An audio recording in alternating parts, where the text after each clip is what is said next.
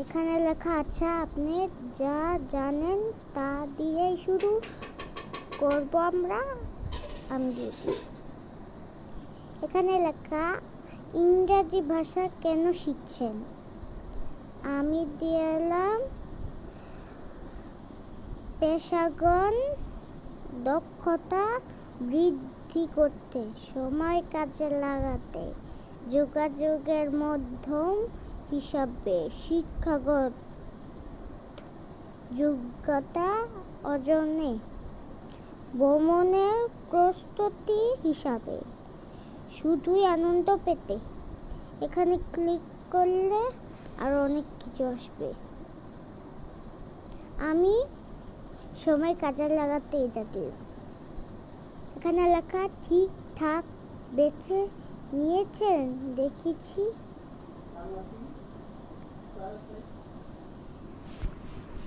আর একটু পরে গাইস দেখা হবে।